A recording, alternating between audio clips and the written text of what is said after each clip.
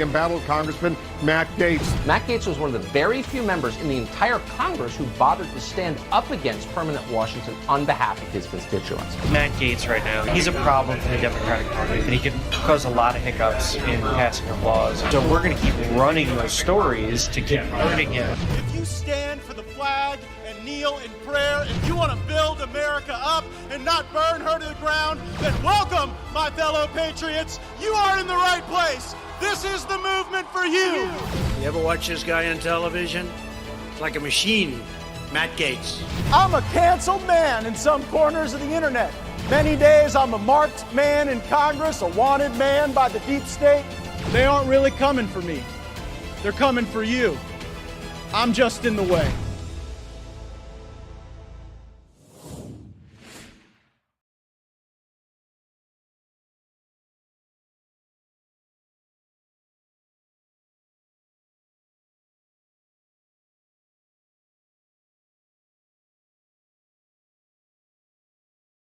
It will disappoint our expectations. The media will tell you that Biden's closing message on ultra MAGA and threats to democracy worked. Establishment Republicans will blame Trump, as they always do. Never mind that other presidents from George W. Bush to Barack Obama failed to keep their otherwise winning coalitions together during non-presidential elections. As I wrote in a recent column published in the Daily Caller, quote, "We had an economic boom under President Trump, secured the border, and rewrote the political map. Why would we stop the progress now and go back to Republicans supported by Wall Street? We shouldn't bench our star quarterback at halftime. There are so many more accomplishments left for us to achieve with President Trump. There's still much swamp to be drained in every administrative agency of our government. There's still miles of wall to be built and a long-time counterproductive foreign policies to be reversed. President Trump was and is targeted by the intelligence community because he applies intelligent thought to avoid wars, not start them. The saying goes, if you're taking flack, you're over the target. President Trump has not stopped taking flack from the lying media, the nonstop investigations, and that's because he's the swamp's worst nightmare. So advocacy organizations will say that unmarried women went overwhelmingly against Republicans and that the red wave hit a wall. Matter of fact, one of our Twitch commenters just put up that 68% of unmarried women voted Democrat. Now, substantial data suggests that we've got work to do there, and we shouldn't be so arrogant as to assume we know how or why that dynamic fully played out. So we should listen, learn, and lead. But to lead in a slim majority, we need leaders, not people who have sold shares of themselves for such a long period of time to the lobbyists and PACs that they no longer have agency over their own decisions. House Minority Leader Kevin McCarthy wants to be Speaker. He is not my first choice, or frankly, even in my top 100. Before the election, audio recordings were leaked of conversations between McCarthy, Liz Cheney, and House Whip Steve Scalise. Because I was criticizing Liz Cheney with words, they thought I might be putting people in danger. Steve Scalise, who wants to be Majority Leader, said that my criticism of Liz Cheney might have been criminal. Here's my discussion with Tucker Carlson on that matter. Congressman, thanks so much for coming on. So you were accused by Kevin McCarthy, the guy who is in line to be Speaker of the House, of committing an act of violence by giving your opinion, by saying he was against the former president. Like, is speech violence? What do you make of this? Well, I was just describing the facts. You had a group of people who were going to try to join with Democrats to impeach President Trump, and that is precisely what has played out.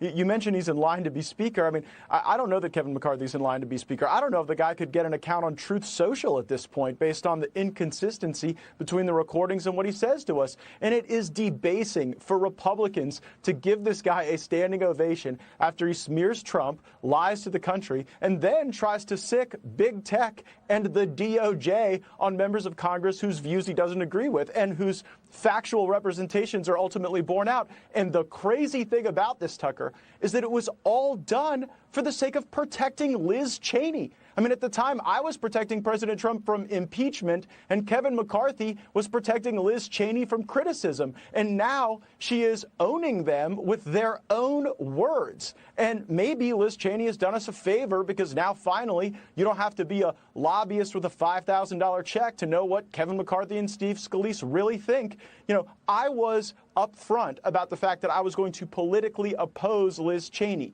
I went to Wyoming. I made my case there. This notion that you can have these sniveling calls and try to foment action against Republicans by big tech and the DOJ is not fitting of leadership. Well, that's exactly right. I mean, you can represent Republican voters if you're personally annoyed with Trump. Okay. But you cannot represent Republican leaders if you're calling on big tech to censor voices who criticize you, and if you're accusing people who criticize you of committing an illegal act of violence, as Steve Scalise did. Now, you saw Scalise today. Did he apologize to you for that? He said he was sorry if it caused me any problems. But what I said to Steve Scalise is that if you accuse someone of potentially breaking the law, and by the way, he wasn't reacting to something. He raised the prospect of the illegality of my statement that Liz Cheney was anti-Trump. I know I really went out on a limb there, Tucker, but if you accuse someone of breaking the law, you have to say what law you think they broke, and you have to present what evidence you think you have. And if there is no evidence, you need to acknowledge that. And if not, then you're like maintaining this fiction for the sake of your own pride, and that's not what leaders do. But what you're doing is reading the other side's script. I mean, listen to these guys talk, and they sound like MSNBC contributors. I'm so triggered. He criticized me. That's a crime. We should boot him off. We should censor him. I mean, they're equating speech with violence, calling for censorship, and describing disagreement as a criminal act. How is that not? How are these people not liberals? That's what liberals say. Like, what is this? Well, you see, I will be the one criticized because people will say this is divisive. We should be unified against the Democrats. The problem is the Democrats win if Republicans take power and then think and talk and behave just like the Democrats. So I'm presenting an alternative vision, and it would be nice if the leadership wasn't the lagging indicator on these things. They were the last ones to realize that Liz Cheney should have been tossed out of leadership. I was out there making the case, and ultimately they caught up. But leaders lead from the front. They're not the lagging indicator. For Speaker of the House in the next Congress, I prefer Ohio's Jim Jordan. And it is not always easy for a guy from the Deep South to be for someone from a Big Ten state. But I am certain that Americans didn't hand Republicans this majority in the House just to watch the Speaker's gavel get handed from one member of the California delegation to another. Jim Jordan is the hardest working, most ethical, most talented member of the House of Representatives. He is the true leader of our caucus, no matter who has the fancy titles or big offices. And so with such a slim majority, we shouldn't be starting the C team. We need to put our star players in a position to shine brightest so that we can attract more people to our policies and ideas. The policies Kevin McCarthy has pushed, they are as unhelpful as they are unserious. His commitment to America is predicated on the notion of using federal tax dollars to go hire 200,000 more cops. You know what? In my community, we hire our own cops and pay for them out of our own tax funds. And so if in Detroit they want to go defund the police, I don't think that Floridians should have to pay for it. Apparently Kevin McCarthy does. He also thinks we should have the Congress rate your local DA. Guess what? In Florida, we don't need anyone in Congress rating our local DAs, because when we have local DAs who don't follow the law, our governor, Ron DeSantis, removes them, as he did recently with a Central Florida DA who just said he wasn't going to enforce the law out of wokeism. So it doesn't matter to McCarthy that these ideas offend federalism and belie common sense. They did well in a poll-tested survey, so they must now be doctrine, our commitment. Weren't the pollsters wrong in this last election anyway? I have spoken with many Republicans in Congress and many who will join our ranks soon. None are actually inspired by Kevin McCarthy, though many feel financially beholden to him because he is the LeBron James of special interest fundraising. In this last cycle, Kevin McCarthy, his team, they raised $500 million in campaign money. That buys a lot of friends, or at a minimum, rents them. Like I said, we don't know how many people will be in this Republican majority, but I can assure you that as of this broadcast, Kevin McCarthy does not have the 218 votes to become Speaker of the House, and we should not give them to him. Leverage is a critical feature to understand politics. My guest tonight is Russ Vought. He led the Office of Management and Budget under President Trump. He has not been a bean counter, but in fact a strategist. Because when you lead the Office of Management and Budget, you have to constantly be deploying strategy in this swamp of Washington, D.C. to accomplish the agenda, to get your priorities funded. Russ did an amazing job working for President Trump in this role. He understands strategy and leverage as well as anyone in Washington, D.C. Now he leads the Center for Renewing America and joins Firebrand exclusively. So Russ, thanks for being here. What is your argument about how House Republicans should approach the Speaker's race? Thanks for having me. They have an incredible opportunity. Right now, after this last election, it was a failure from the standpoint of where the expectations were, and that was largely because they never ran on anything. And so this election did reward people that had fought on cultural issues, on America First agenda. And so for the members that are going to vote for the Speaker, because it is such a small majority, they now have the numbers to be able to deny Kevin McCarthy on the floor. What's important to know, this is not, there will be a cartel vote. It's next week. That's when everyone goes behind closed doors. They'll have the cartel will vote for who they want. But that's not the actual vote. The actual vote is on the House of the floor of the House of Representatives, where every member will going to, with all cameras on them, will have to say, I'm for Kevin McCarthy, or I'm for Matt Gaetz, or for whoever it is, and they're going to have to justify to their constituents where they were. They're not going to be able to play the shell game where they say, I'm with you, but I'm actually, you weren't behind closed doors. And so because of that, and because of the unpopularity of leadership for decades now, where we've never really had someone that understood the conservative movement, the America First movement, what we're trying to accomplish, to realize that the hour is late, we're losing our country. We have a woke and weaponized government. You have seen that firsthand. And we need to go at them with everything we got, with every tool we have, the funding process, the oversight process. Someone like Jim Jordan understands that. And all we need is about 10, 15, potentially 20 members to go down there and say, Kevin McCarthy's not happening. And because this is fundamentally a cartel-busting vote, I think there's all sorts of leverage. Right now, I believe that he is in deep trouble. And based on the momentum for people like you and I over the next several weeks, I think he's not going to be the Speaker. There was probably not a single consequential decision made during your time in the White House that you didn't weigh in on or have a member of your team weigh in on in a very meaningful way. What do you think it says to Republican voters if their member of Congress votes for Kevin McCarthy? I think it's business as usual. I think it's a reflection that that member has decided to not put on their shoulders the reality of leadership.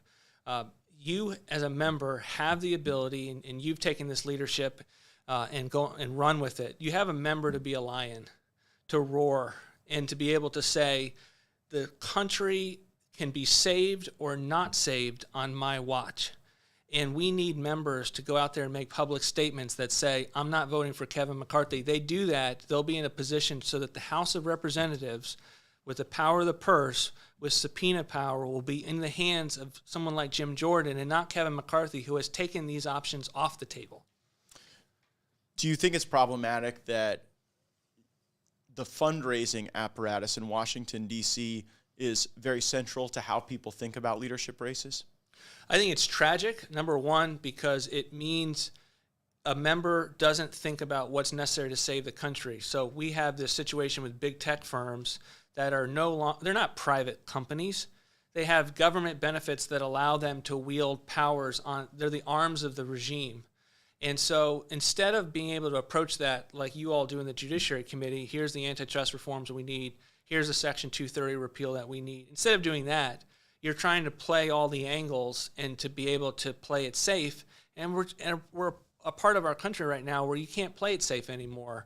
And so that's what's tragic. And it doesn't have to be that way, because the most anti-establishment members have the ability to nationalize and be leaders, and people want to fund that. And that's, you know where that comes from? It doesn't come from businesses with interest. It comes from people with $50, $100 that's really hard to give, but they do it because they know, man, Marjorie Taylor Greene and Matt Gaetz are going to be fearless and frugal with their hard-earned dollars. Well, and we look at people like Bernie Sanders and Barack Obama almost as a model of certainly not good policy choices, but structurally liberating from the corrupt features of Washington that get people to serve the special interests instead of their constituents. I can't tell you how liberating it is to have the perspective that the lobbyists and special interests don't own me and can't even think that they do because they don't even have the opportunity to rent me.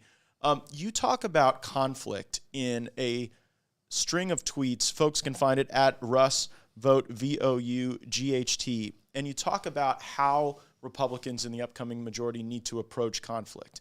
You say it needs to be seized. We need to go out and find the areas where where our government is being weaponized and attack that. And you make the criticism of McCarthy that he will steer a Republican majority away from conflict. Why do you believe McCarthy will steer people away from conflict, and what do you think is the consequence of that? Yeah, I used to be a staffer here in House of Representatives, so I've seen in leadership how they talk about their members, how they think about them. They use a phrase called member management. And I used to think that was like, hey, Matt Gaetz wants to be on some Codel or something. It really has nothing to do with that. It has to be about how they dangle certain fights for their members who care about defunding Planned Parenthood in a way to kind of distract them away from a vote or a consequence that will be destabilizing to their cartel. And so I call it a cartel because there is so much more policy gains on the table that we could achieve, if they were willing to have conflict and deal with risk. Not massive, the roof caves in risk, but the risk that the country expects when they put Republicans in charge. And those are things that are necessary when you use the funding process, when you use the opportunity of a debt limit increase. Those are things that the Republican leadership teams that we have seen in recent memory have just run away from. And yeah, there's risk involved. The execution will be something that you have to monitor if you're trying to save the country. But you know what? People deal with execution problems all over the time, and they overcome them. I loved working for Donald Trump because he ate conflict and risk for breakfast. And that was something that he woke up and said, we're going to save the country. We're going to take the risk that's necessary to accomplish our policy objectives. And as a result, he made substantial gains. We need a speaker like that. Some of the tools for member management that our viewers might not be aware of. We've talked about fundraising, but also committee assignments. Whoever the leadership team is of the Republican and Democrat caucus have a lot of say over whether or not you get to be on a committee of interest to you or whether you're sent out to pasture. And many of my colleagues are concerned that if they don't vote for McCarthy, maybe they lose a committee assignment, maybe they don't get promoted to a committee of interest. What would be your message to people concerned about that feature of their public service?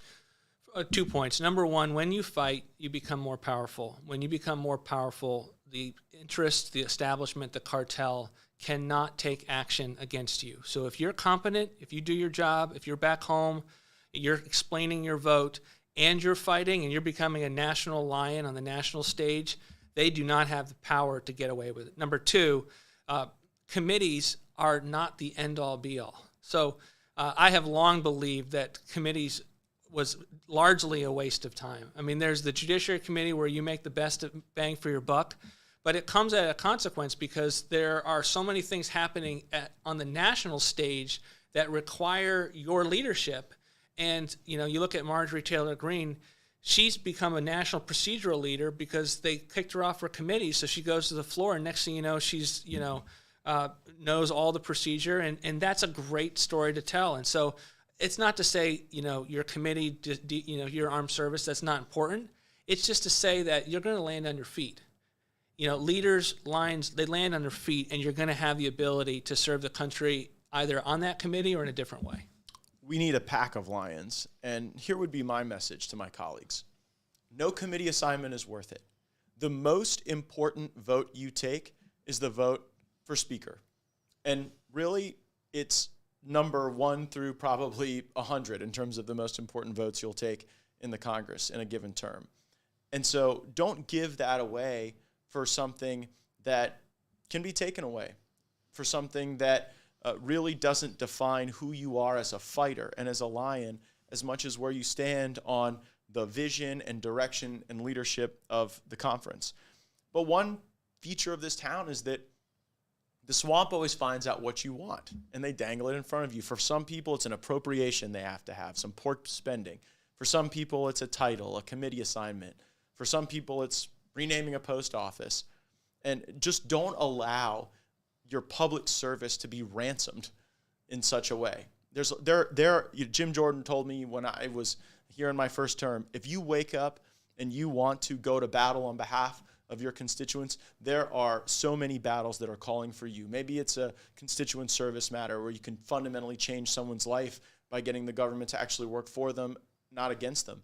Maybe it's the speech you give that inspires someone to embark upon their own journey in public service. But the notion that filing some amendment and having a certain committee on your letterhead is so worthy of compromise, I think is disrespectful to the institution, certainly disrespectful to the patriots that have allowed us to be the greatest country on earth. I was a bit unsettled to see a recent tweet from Kevin McCarthy saying that he was already naming transition teams to lead on various issues. And I thought, gosh, given that we haven't had our leadership elections yet, for him to be setting up transition teams struck me as a bit premature. I wonder aloud whether or not some members will feel as though that is already delegitimizing their vote, even before he would presumably get the gavel. Yeah, I think it's incredibly disrespectful to his members to be able to be that presumptuous when he knows he doesn't have the votes. We know he doesn't have the votes. We don't even know what his majority is. And so, you know, my hope is that's something that should offend members of Congress who have a vote on this and want to have a conversation behind closed doors about the direction of the Republican Party in the House of Representatives. And my view is on this is a member of Congress should do everything they can, and honestly, citizens at the local level should do this. Align your life so that your interests are about saving the country. You align your life so that you're serving God and saving your country, you're not going to go wrong. And that's, don't make this about a committee assignment. Don't make this about a chairmanship. Make this about what's necessary to save the country. And when you put that filter on, this is an easy decision, and your voters will reward you. You'll be a national leader for it. There is a movement among some in the House Freedom Caucus to request a delay in the leadership elections because we don't yet know who will be a Republican member of Congress. I think out in Pennsylvania they'll be counted for a few weeks. What a shame there in Arizona. Subject of a whole nother discussion. But you know, the concept of holding leadership elections without firming up the precise size of the majority and the precise membership of the Republican conference seems to, you know, really be dispositive. So I support the effort with the Freedom Caucus to delay leadership elections, at least until we know who will be our Republican team members and who will have a legitimate vote in that election. I mean, it's something for us to go complain about illegal votes, diluting elections in states around the country, to then allow people who might not even be elected to be casting votes in our leadership elections would presumably dilute the districts and constituencies that ultimately will be sending Republicans to be sworn in. So I want it clear on the record that I support that effort from the Freedom Caucus. You know, the vote on the floor, you make a point that publicly that's a watershed moment. You know, the Democrats always seem to find a way, even with small majorities, to kind of rally together. Do you worry that there'll be criticism from the right that, you know, if it takes us a little bit to work this out, that, it means the Republicans are in disarray? Or, you know, it seems to be your perspective and mine that a little bit of disarray here might be helpful at ultimately reaching the more consequential and meaningful decision in the end. Yeah, I think that's an opportunity. Confrontation is an opportunity for the media to report on what's going on. When the media reports, you have an opportunity to get your message out that says, what would that story be? Republicans are having a debate about the future of the country and whether they're going to have leadership that does what it says it does. And so I don't think that's a negative in any way. Well, Russ, I appreciate your perspective on this. You know, it is my expectation that we will hear more voices contribute to this discussion. Last night, Tucker Carlson's commentary was that all those who were involved in this disappointing election cycle for Republicans really needed to find something else to do, and that it wasn't a personal criticism of them from his perspective. It was just, if you don't succeed, you typically don't get promoted. You'll be on Steve Bannon's War Room podcast tomorrow. I really encourage everyone to watch Russ there and to get Steve Bannon's perspective on this matter. And is it your expectation that there'll be other groups, other voices encouraging the boldness that you've encouraged tonight? Yeah, I think we're going to see a movement arise from the grassroots movement. We just met and talked with our national leaders, our call across the country that occurs on Thursday night, and they are ready to go. And so, take us in the room. I mean, what's the sentiment? What's the feeling? What are the arguments people are making? This is not something where they need to be convinced. This is something where their expectation is, you were going to swallow Kevin McCarthy if you had a massive majority, maybe with some rule changes, but not after the majority is so slim, when everything they said would occur did not occur. We didn't have an opportunity to just rely on, hey, inflation is bad, when you have no plan to actually deal with it. And so the grassroots is going to demand this action. That's going to build between now and January, and that's what I'm trying to articulate when I say that leverage point doesn't go away even next week if for some reason someone hasn't arose to be the candidate against Speaker McCarthy. The only vote that matters is the vote on the floor. Exactly. Look, the vote in conference is procedural. That's the cartel vote, as you described it. Behind closed doors, without your name attached to it, that is not the real vote. The real action, the live rounds, that's on the floor of the House of Representatives. That's in January. And so I would encourage our viewers, contact your Republican member of Congress. Encourage them to make a decision not based on who raised them the most money or who can introduce them to the most lobbyists, but who can actually embrace the conflicts that we've been discussing that we absolutely must prevail on to save the country. That is the message that you need to deliver to your Republican member of Congress. And if you're willing to make a second phone call or send a second tweet, how about hit up my man Jim Jordan? Get this athlete, get this champion, get this lion off the sidelines and into this race. I believe Jim Jordan has been appointed for this. I believe he is prepared, and I know he would inspire the base of our movement, and he would bring more people in. Jim has a way to be encouraging and to be thoughtful and to be persuasive. If you've seen Jim Jordan on television, if you've seen him in hearings, you know this. We need to be a growing movement. Look, that's the message I think we need to take from this midterm. We cannot be stagnant. We need more people to want to align with Republicans. I don't think that's going to happen with Kevin McCarthy. I don't think it's going to happen with Mitch McConnell. I don't think it's going to happen with Ronna McDaniel. I think we need a clean sweep, and we need to get off of the McFailure strategy and get into the fighting spirit, embrace the conflict, and do not be afraid. Our movement should not be a fearful movement. Our leaders should not be fearful leaders, and they certainly shouldn't be the people who have sold the shares of themselves on K Street. Russ, tell us about the Center for Renewing America, the mission, the purpose there, and how folks can follow your work. There has never been a institution that has a cultural mission on the America First issue. So when I left the White House, I wanted there to be a place that cared about the border, cared about restraint in foreign policy, cared about drugs in our communities, thought that critical race theory was something that you can actually get rid of as opposed to something you have to tolerate as free speech in our schools. And so we are there to nationalize those issues, provide a solution, like state governors declaring a border invasion.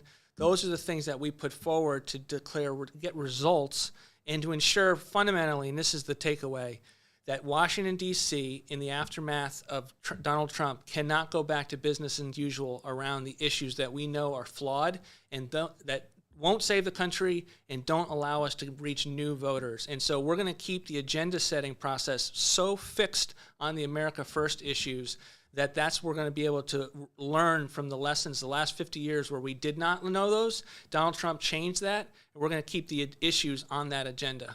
You know what? The Floridians who embraced those fights were very much rewarded by their voters for doing so. And I think that's a model on policy for the rest of the country, and certainly a model that our Republican conference should certainly embrace.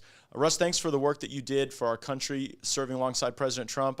I'm thinking through all the times I went into the Oval and had meetings across the Resolute desk, and I can't remember one of them where you were not there, right at President Trump's right hand. And I know he got great benefit from your wise counsel. Appreciate it. And the work we're doing now, I think, is the continuation of that legacy and that movement, and most importantly, that agenda. And that agenda is not going to happen without strong leadership I know we could get from my buddy Jim Jordan from Ohio. Thanks for joining us on Firebrand. Thanks to everyone for tuning in. Make sure you're subscribed with notifications turned on. We're going to be back next week. A lot of session days. There'll be a lot of Firebrand. Thanks for joining us. Roll the credits.